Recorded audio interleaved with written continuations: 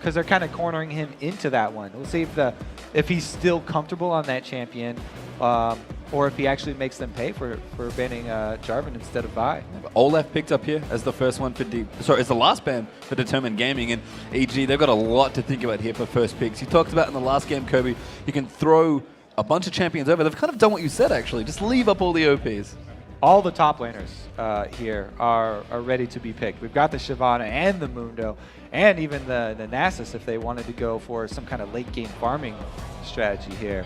Well, we do get to see Snoopy's secondary jungler. Like you talked about, you wanted an Olaf ban. We're going to get one right here. We'll have to see what else does he feel comfortable on. I almost feel like EG have to snap up Ziggs at this point, but I don't think they want to, which is interesting. I mean, if we want to be fair about it, they actually have games to give away, if you want to talk about it like that. If they want to try something else, they can. I don't think they're going to give away anything. I mean, no. And this I think, is what they should do. They do first pick Ziggs. All right, yeah. So Arthlon definitely is Ziggs player as well.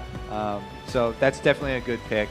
And not wasting any time here for DTG, locking in 2 extremely high priority. We talked about leaving up a whole bunch of these top-rated picks. They snagged 2 of them, the Shyvana and the Lucian, both powerhouse picks for the respective lanes. So the question, Kobe, which player on Determined is going to play Shyvana? Because last time it was Arthlon. I think it will be Arthlon again. We'll have to see if they actually lock in an assassin for Westrise, and that will really show us what he's going to be playing. But they for sure locked in a Lucian, and that is an extremely powerful pick. Like we talked about when it was on the hands of Evil Geniuses, if you get a small lead in that lane, then he can really capitalize on it, and he needs a support that's a playmaker, so he can set him up to have those trades. Yeah, and I think Annie is what everyone thinks of when you think about bottom lanes with Lucian. Lucian Annie's just so good, but I love this. I think Crepo, he's comfortable with Leona, quite obviously, but I think it's actually quite good against Annie as well.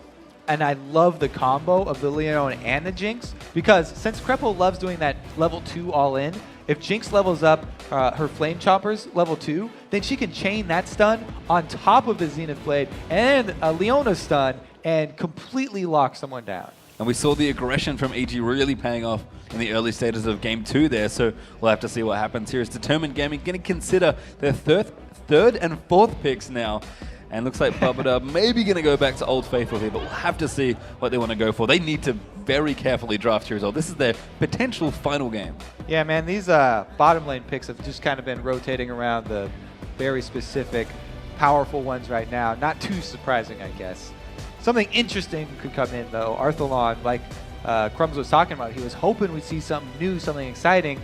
Since Arthlon is such a versatile player, maybe they do give Westrise to Shyvana and give Arthlon the ability to make some plays with Lissandra. He does have Lissandra, something we haven't seen in quite a while, so we'll have to see what happens here. They did go with Thresh as well for Babadub, and I think Crepo's happy with that. I mean, he, again, showed a lot of creativity playing against Thresh in the last game.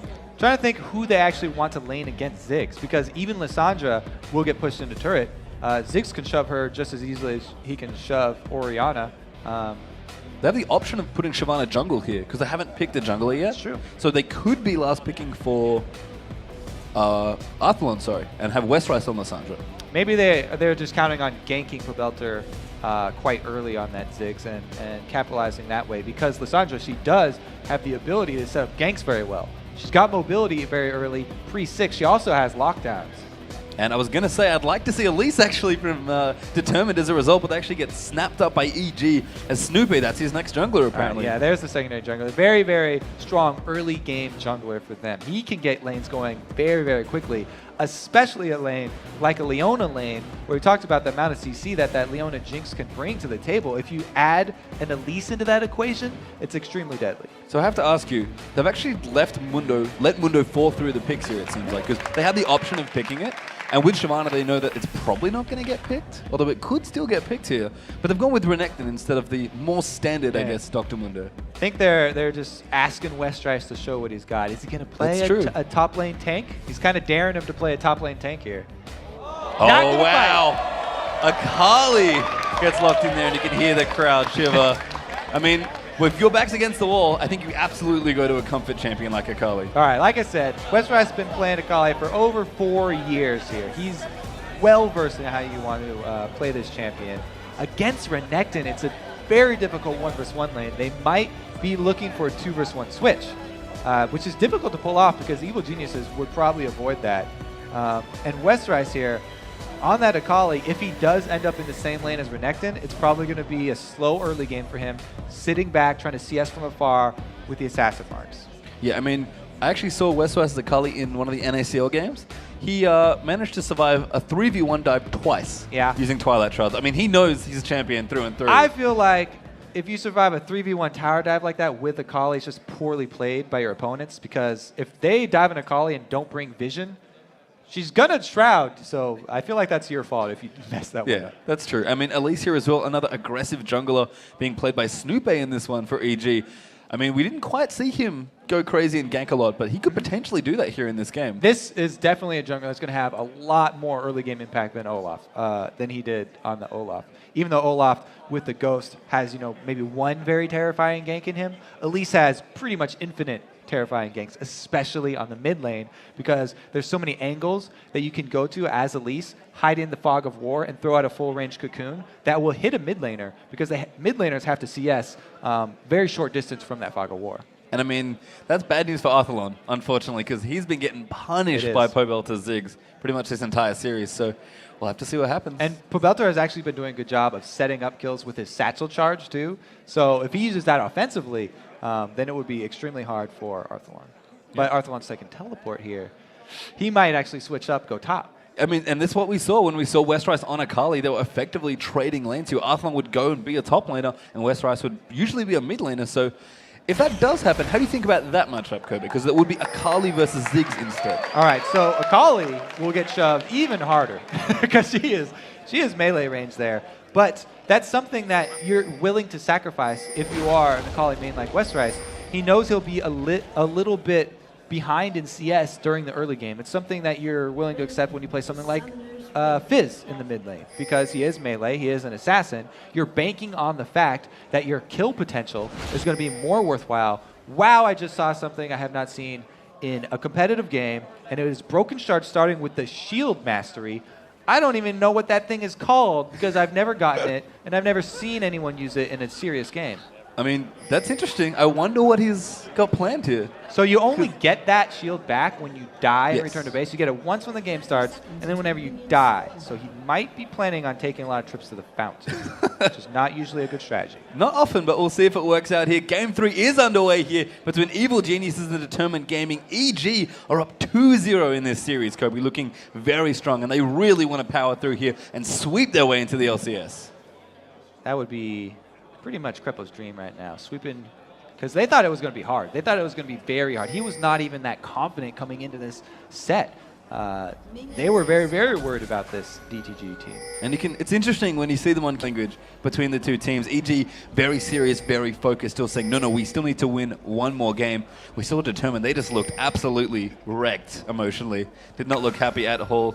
Looks like nothing too crazy is happening for early Invader. Lots of wards, though, out on the map, Kirby. Lots of trinkets everywhere. Yeah. And we also have a red side start for Broken Shard. In the new jungles, a lot of people just automatically start whatever side their AD carry and support are on, just for extra damage for the leash, because Smite is less damage now. But he's actually starting on the red side, so EG actually won't really expect that, and he might be trying to pull just some very sneaky play with that early shield from his mastery. It looks like the Arthalon's going to take the easy route and get some jungle experience while his lane is being frozen by the AD and support. Yeah, but both top lanes actually doing that. So it looks like we're going to have two different 1v2s here. Renekton down the bottom likely there. Inox is going to go back now. Does a bit of funky pathing there to Snoopé, but he's okay. And Westrice actually rotating up now. So I mentioned it before. They seem to like putting Akali in 2v1s because you can be pretty safe there again from the tower dives unless we bring vision. And they were actually not expecting that one. They had Arthalon up top. They thought it was going to be the Renekton up there. But Renekton here, Inox, was also getting jungle experience. And he was also waiting for his lane, his duo lane to push up there. So the early laning, pretty interesting here between the two, but looks like we are going to shake it out and have two different 2v1s here. So in game one we had a lot of turrets getting pushed down very, very quickly. So we'll see what happens here, but Inox arrives just in time here as the waves starting to push in. He'll start picking up some experience, and then we go, level 2. All right, so both the solos are level 2 here. It is a bit harder for this duo to dive at this early in the level, because you already talked about how you can throw down that Twilight Shard, just go invisible. So it kind of negates the early game kill potential that Leona has, because if she goes in under a turret, then she's going to go in all the way. Oh, Pobelter could be in trouble here as Broken Shard's moving through. Big amount of damage. Satchel Charge pops off though. Doesn't quite want to use his flash and doesn't need to. Very nice play there from Ziggs. Yeah, Arthalon not quite able to set that one how he wanted, and since Shyvana doesn't have CC of her own, that's going to mean the end of that gank. Yep, and I mean, Broken Shard here, Shyvana's a decent diving champion, but you don't bring a whole lot of CC to the party when you come through. So if you're diving, it's good, but you play well, use your CC intelligently when you get dove, it's not too bad. It looks like both junglers actually going to settle into babysit instead of 3v1 pushing this time. Right, so they are going to share some experience as well. Inox again. And remember, you get bonus lane experience from minions if there's 2 people there, but that doesn't actually work with jungle minions, so they're just being nice and sharing it between themselves, even 50-50. Increasing the team synergy even more by sharing some minions here as Inox going to get pushed in here, but I have to think Jinx, if you're looking for just straight push, must be the better pushing champion. I mean, it's actually pretty even there because Lucian does have a very good passive for taking down turrets as well. You know, he can get double shots off on turrets just as easily as minions. Jinx, I love the attack speed, you know, on her Q for that, but it's pretty even right there. I mean, wave clear is pretty equal between the two as well with their respective Qs. So Pobelter here going to push in. He's definitely going to be solo pushing once again. I mean, Arthalon already forced out of lane. Yeah, talking about pushing down turrets. Ziggs, again, no surprise there. Same story as last game. Able to shove his lane into the turret. And something that's noted about this Elise jungle, she's a ranged champion. So if she goes from the jungle over to a lane like that, she can shove it as well. She's going for a gank right now, though, right on Robert. Yeah, going to move in. Snooper here looking for Bowen, though Robert could be in trouble. Dives on top there, lands it out. Repel, though, does happen, but he's very low. Oh, and Bowen, that was a really nice prediction there. I think, no, trying to hook Inox, actually, but I like Snooper's decision to not go. He would have died for sure. Yeah, Snooper did not want to give over that red buff. They were able to force Robert out of the lane, but they're looking to pick up a kill on the support here. Bubbledub still has flash, though. Has to be careful. No Ignite here either in this pairing, so Thresh reasonably tanky, especially with that Doran shield. It's probably going to be okay. Yeah, he's going to go through there. Snoope finding a stun, does get it there. The damage does go down there and they'll chase him under, but not quite enough damage, unfortunately. Hooks the spider. All right, so the old little spider link going to block the hook there for Inox, so he doesn't end up taking any tower damage. And that's going to be a pretty successful little bit of harassment. But as Robert returns to the lane, they're not going to want to get anything else. No, just managed to push it in. Unfortunately, Lucian already back to lane is going to mean that probably not going to deny too much CS. Their Vampiric Scepter up now as well for Robert Exley, so he'll have a bit more fun there if he does get poked down and maybe able to fight a little better if Snoope returns once again here. Pobelter really hammering it on here in the mid once again. Oh, nice satchel there again. Ignite actually used it. Arthalon going to pop away, but a great ult there from Ziggs. Pobelter bouncing ball picks up first blood. Pobelter was not tricked in the slightest by the little pump fake there from Arthalon walking the other way. Able to pick that one up, long range ulti there, and he already had the Ignite on him. Able to finish it up with a Q. And Pobelter once again off to a great start here in Game 3. And Arthalon, for whatever reason, just has not found a counter at this point. Every champion he's played up against, he's struggled with. Yeah, they're struggling so hard to find an answer to the Zig instead of just banning it. And it's interesting because they had the opportunity this time and decided that it still was not ban worthy. Meanwhile, up towards the top lane, EG pushing in still here, trying to get this turret down. No turrets felled yet here, but first blood did go to EG just a few moments ago. And I did spot a nice little one in the inventory of Snoope actually here, if they want to try and go into this Akali. Yeah, so we talked about diving Akali without pink wards. That's your fault if you mess that up and die 3 vs 1. But he's going to bring one. Plus, as we just saw there, the W from Yellow Pete on Jinx, the Zap will reveal Westrise. So they have multiple vision options. And Westrise knows this, does not want to stick around. And I love this rotation from EG that's moving up towards the top lane. Snoope, if they want to dive, they can go in for it. In fact, Westrise should not be standing in that spot. He was doing a pretty tricky little thing right there. He was just barely inside of experience range. That's why he was just hiding around the edge. And he was able to leech one minion right there and grab level 6. The early tower does get taken out for EG. The bottom tower pretty healthy here though as well, as Inox has been able to defend that reasonably nicely. And of course, Pobelter, he's just shoving all day, every day. Yeah, Pobelter on Ziggs again means that there's no presence mid for Determined, and that means that Broken Shard cannot counter jungle with Shyvana. Shyvana's not the best at ganking, she's best at destroying jungles. And with no jungle pressure from the mid, no backup, it means that he's going to have to stay in his own jungle and just farm up his own. As Inox here, going to back off there down towards the bottom lane. 4-man push now for EG. Really trying to get the fast push going on this one. I mean, again, they've got great siege. Elise is fantastic in sieges. You can just throw out cocoons. And if you hit somebody, you can do a ton of damage. Yeah, that's what I was talking about with the ranged junglers. A lot of people were very excited. Oh, here goes Crepo. Broken Shard going in. Crepo, great ult there at Leona. He's going to pick up credit for that kill. Satchel charging there for Pobelter as the Bobbin completely caught off there. He's forced to walk the long way around back towards his turret, but he'll get out there. Again, Crepo's on point. Yeah, that was just a bad idea. You do not want to go attack that grouping of EG. They were all ready for that one, and Broken Shard gets caught out away from the rest of the team. Again, Lantern thrown out, but he was also stunned up, and the Lantern was blocked. Not able to escape. So the story continues here for Evil Geniuses, up 2,000 gold or more, actually about 2,500 here early on in this game, and that's without the first dragon, Kobe. So they've been off to some pretty good starts in the first two games. This is their best yet.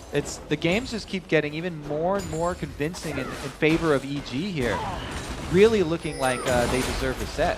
We'll see here. Early days still here in this one, but Determined absolutely have to fight for every inch at this point. There are no more games left to give, unfortunately, for them, as Robert Exley caught by the cocoon there for Snooper. Inox going on the top. The repel there follows through as well, and it was a great cleanse there from Exley, but not enough. I like that no hesitation from Snooper, even though Robert was still moving up, and he could have even gotten deeper in the lane. Because Snoope knew that he was already on a path and he could land that cocoon no matter what, took the shot, and they're able to capitalize. And for me, that's one of the things that really describes EG's play throughout this entire set so far. Decisive. They are really, really just making quick decisions. Oh no, Cocoon landing on the thresh. The dive will happen again. Pobelter getting chased down there as well, but he's going to be okay. Death Sentence there gets blocked by the repel actually, as they're going to keep moving in. Now Arthlon coming through, picks up the kills as Zigzot's coming over the top. Inox as well, really caught in a bad spot. He's going to get taken out by Broken Shard. Yeah, I was going to say the duo for EG was up top, but now they're not even done here. Arthalon's moving on. Pobelter, can he win this time? No, can't quite get the 1v1. Ignite moving down there onto Arthalon. Is Determined going to go for this dragon now as well. They needed to fight back, Kobe, and they are. That was a terrible decision right there from EG. Like I just was about to say, their duo was up top right there. And that was a 3-man going aggressive on to the entire team of Determined. They paid for it, and it was a little bit of what Determined needed to get back in this game. EG do get the trade there after, though. Take out the tower in the top lane there. So 2-0 up in turrets, still just under 2,000 gold ahead. And that seems to be the lead that EG feel comfortable with, given the way they've been playing already in this series. So they'll be happy, but again, it was kind of one mistake from Determined and then one there from EG. Yeah, it's definitely pretty close still, even though EG have the good lead here. We'll have to see if this West Rice Akali can pay off and start snowballing, because yes, they knew that they were probably going to give up that early game, that pick, and so going into a 2-versus-1, you're like, yeah, both of the solo laners will probably be down in CS, but we're banking on the mid game, him being able to catch people out and chase them down with the 3 dashes of her ult available. She's extremely good at capitalizing on any sort of pick. It's kind of interesting, actually, with Akali, because with the way EG have been playing, never mind as Crepo's going in to get Broken Shard caught out this time. Crepo, great combo there with the Zenith Blade plus Soul Player, but they can't quite get the kill done. And it's going to be real hard for him to defend this turret, too. Even though Shyvana does have decent wave clear, 3 members is a lot. Broken Shard caught there again. Zenith Blade does hit on this Super Mega Death Rocket. Comes out there, and Crepo's trying to chase it down, but EG, very smartly playing, will take the tower. Poke there onto Robert X. Lee, and they'll get out safely. So Snoopy focuses on the turret, and they get the turret down, but it means that Broken Shot get away with a little bit life. However, they escape before the rest of Determined get to the area so nobody loses their life. And we've seen very experienced decision-making from EG in general, I feel like. They've just backed away. They've played very safe and very decisively, but they've never really overcommitted here. As Westrise, satchel charge. Repel going to move through. Zenith Blade on top. Pink Ward down on top of his corpse. And he's very, very dead as Yellow Pete's going to take that one out. There it is. Keeping that Pink Ward in your inventory. You'll be able to use it sooner or later, and they grab Westrise mid, plus that's going to be the turret. And just such great rotations across the board here for EG. Again, we can't stop saying it. They're playing so cohesively. They're playing like a team that's been together for 2 years, not 2 days, almost 2 weeks maybe. Oh, the Cocoon Land. Bubblegum getting caught there. Satchel Charge moving through his arm. Pobelter slays another one as Broken Chuck will be in trouble. Eats the Chomper for his troubles. But EG just going to continue pushing through now. All right, so EG, yeah, we talked about how, you know, they look like they're playing so cohesively. I feel like you give up so much map pressure when you keep giving Pobelter the Ziggs. Everyone always talks about how important the mid turrets are, and Ziggs with his constant pushing and not being kept in check by any ganks from a Shyvana who doesn't have CC, it frees up Pobelter to really gain a lot of map pressure just from that mid area, and you know, Snoop has done a great job of capitalizing on it. Yep, so Westrise now going to farm things up as Akali on the way to his Hextech Gunblade, which is his item of choice on Akali. And he's been playing it for so long, I'm not going to question that at all. It's a fun item to get on her, as well as playing to her hybrid strength. So definitely think that is a good pickup. Plus, it does give her the opportunity to add a slow to her kit. So when you do catch someone with those dashes, finish them off. It's almost like you get an extra Shadow Dash when you've got the slow there, but items are plenty for EG here as well with their few thousand gold up. We've got Athene's already finished there for Ziggs. Bloodthirster up now for Jinx in there as well. Renekton on the way to kind of half of the 2 items he really wants here. He's got Sunfire Cape on the way with Giant Spell, and he's got Spirit Visage on the way with his Negatron Cloak here. And Snoop as well, not doing anything fancy. We saw Dexter going for a little bit more aggressive with his build, got the Haunted Guys, had the Abyssal Scepter. Very straightforward, very tanky for him. Yeah, he's the least. He hasn't been too heavy on the farm, at least more about pressuring the lanes, getting those ganks off. But yeah, also hasn't been landing the killing blows for those ganks. So a little light on cash, just going with the conservative build. And one thing I did want to mention before Akali got blown up by the Pink Ward is that EG has never mind Broken Shard. He's going to get caught up here as well. Snoopy here going to chase through. Crepe now trying to get it done. And this is the jungler against effectively the 2 supports.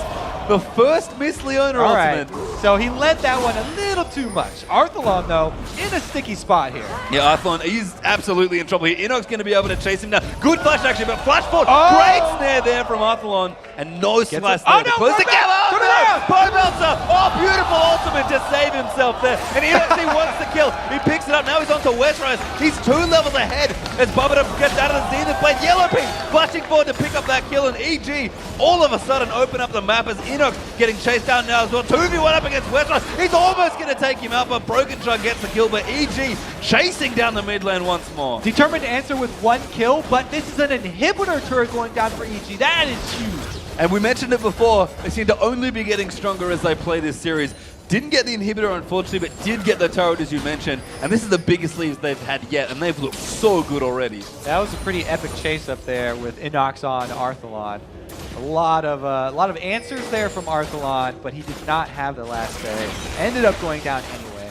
So what I was trying to mention is that when you have an Akali, it's a little awkward when you're up against a team that seems to always buy 3 quick red trinkets. Yeah, they have been very coordinated with their sweeper purchases as well.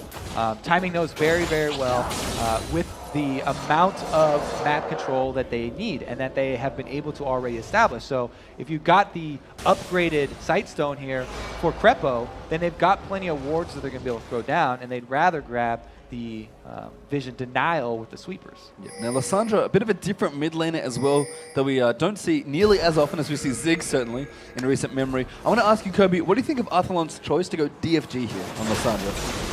DFG Lissandra has the potential that they need for picking someone off. But if he gets keeps getting initiated like that, then he's not going to have the opportunity. Super Mega Death Rocket coming in there. The Dragon does get cleaned up by Broken Shot. The Soul Cloud's going to find Bubba coming. Pops up there for Lucian, as that's a very dead thresh now as Broken Shot getting chased down as well. Beautiful minefield there from Pobelter to zone out Westrise. Now Robert Exley is very much in trouble. Inox is going to go over the top there, at least with a double kill actually, as Arthlon's going to go down off towards the back as well. And now looking for a third is Snoop. Robert Exley, that's, yeah. I mean, he gives it up. He knows that he can't go anywhere. A triple kill for Snoop. Broken Shard also nowhere to go. Trying to port home, but Inox is on the case. Not going to let him out. And Westrise is farming his wolves with EG in his own jungle. Determined Gaming absolutely scattered here, it seems, in this third game here. And Krepa's going to lock him up. Cocoon lands, Pink One immediately down. And EG. Man, they have all the answers right now. They are looking so dominant in this game. They want that clean sweep. And they looking like they're going to be able to get it here as well, Kobe.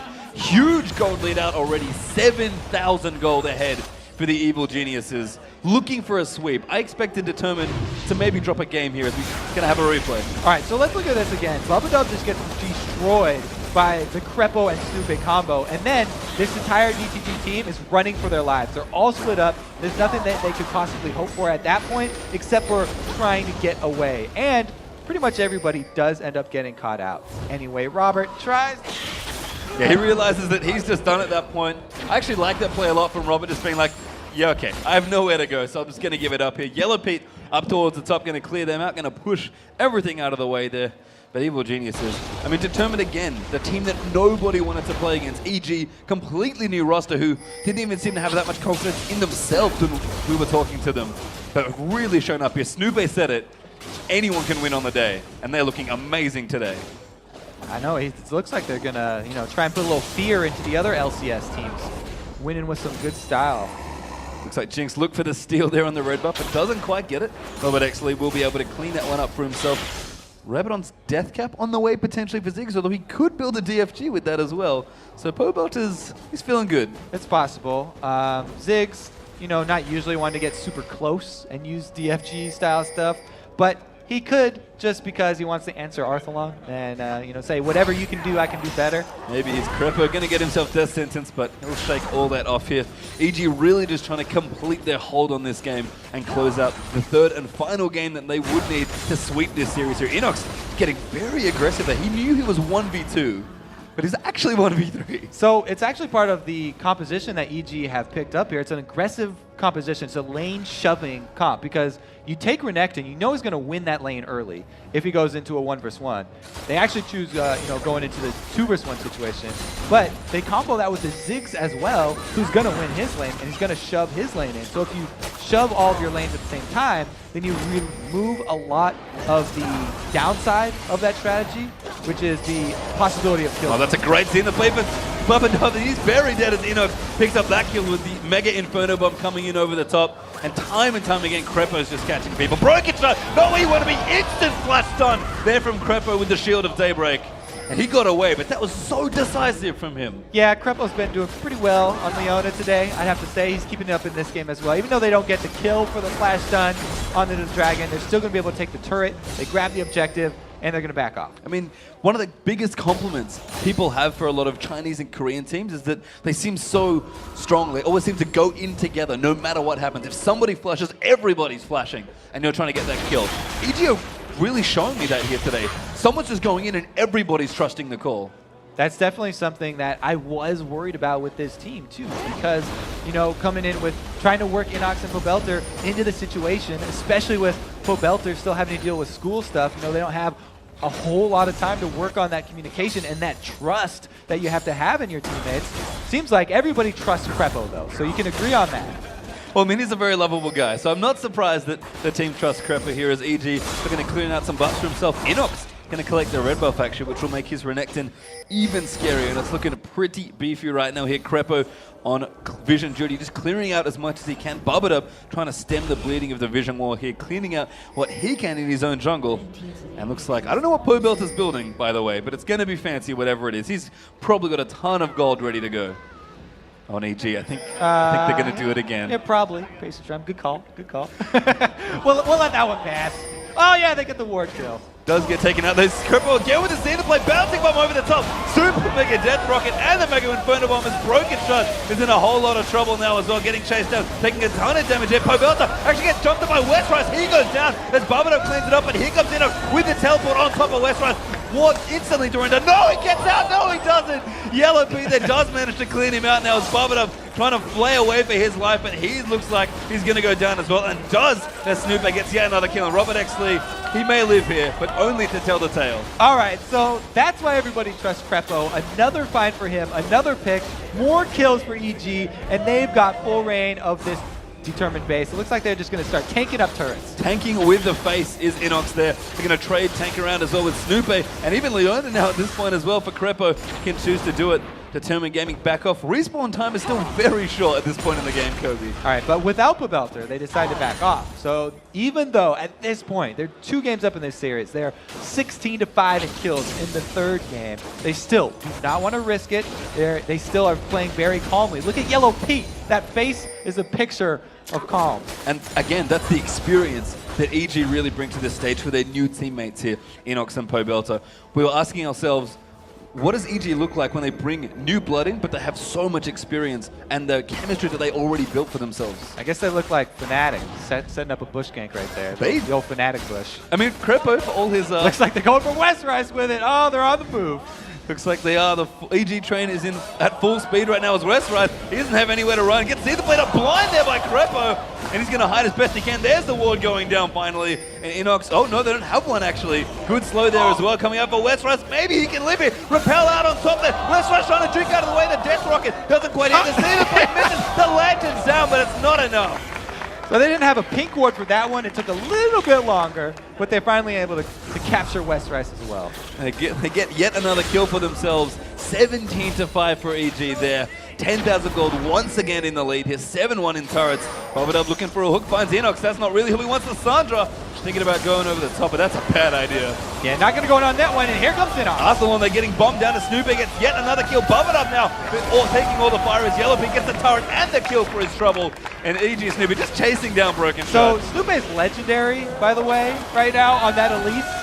Kills Shyvana mid-ultimate as well with Venomous Bite. And EG, I think they've done it here. They're going to push through for what looks like the 3rd and final game here. Evil Geniuses, you came from Europe, welcome to NA, and they're going to well and truly sweep their way into the LCS. Congratulations to EG, Pobelter and Inox, removing all doubt that anyone had about their play. Really nicely played. And we were wondering which EG was going to show up. It was an incredible EG there. Look at Crepo. So happy to be through there. And they should be. That was an outstanding performance by Evil Geniuses. There it goes. Now they're in. Now they can celebrate. And they really should. That was the one thing we wanted to ask ourselves the entire time leading up to this match. What do Evil Geniuses really look like when we haven't seen them play yet with this roster? They look like winners. They look happy. They do look like winners. This Broken Shot, I mean, determined. They would have had high hopes coming into this match, but not the way it was meant to be, it seems like. All right, so we do have our first new team in the North American LCS. Interested to see what's going to happen in the next couple of days, because we have some more pretty interesting matches here coming up with Coast and Curse both trying to defend their spots. That's true, and it's going to be a great weekend of League of Legends Code. But let's look back at that game now. There we go, the Evil Geniuses. Give them a round of applause. They absolutely deserve it for that performance there. Looking stellar, Kobe. I think we're running out of adjectives to describe this team today. Well, exactly. Like they definitely removed a doubt. Everybody was coming into this with all of the intel on their scrims coming back with such negative results. Wow, they showed up today so big and just kind of crushed the tournament. We did. I mean, who do you give MVP to, though? Because there was so everyone played well, but... I think that's going to have to be shared all around because, you know, yes, Pobelter dominated with Ziggs. Yes, Crepo dominated with Leone and also Annie. And then Snoopy went legendary. All right, the crowd looks like they want to give it to Crepo. Maybe that's just because he's on screen. Maybe, I think so. But looking back here, what could we say about this team moving into the LCS? They look cohesive. I'd say ban Ziggs. That's a good start. Other LCS teams that are watching, ban Ziggs. Ban Ziggs, guys. He's really good. Even though there's going to be a couple more patches, Ziggs hasn't been hit yet in the new patches. So it'll be a similar result. That's true. But just in general, I think Really strong teamwork, surprisingly. Yeah. Some strong performances from Inox and Pobelter in their solo lanes, filling very big shoes, by the way, of Froggen and Wicked. And just aggression, weirdly enough. They actually looked fairly aggressive. So it's interesting you bring up the shoes because the other half of EG, the one that's still over in Europe, Wicked and Froggen on Alliance, they crushed in their games. Even though it was Battle Atlantic and it wasn't a promotion, they crushed as well. So even if you split up EG, they're still winning on both sides of the pond. I mean, looking really strong here. I mean, they'll be happy to know that Alliance won last weekend, and they'll be very happy to be here in the NALCS as well. Congratulations once again to EG, just looking so good. I mean, I want to break down the games a little more, but I don't know what else to say. We kind of said it all already. I just want to again point out the communication, because that was what's so surprising to me. You're talking about how they all immediately jump on a call. If one person flashes, everybody flashes. So they'll follow Crepo, but they also were able to coordinate a Baron steal with just the Annie and the Ziggs. I think that was one of the most impressive, because Ziggs, that's a very long ultimate to try and time in your head. Yeah, I mean, Pobelter showed up, so did the rest of EG, looking really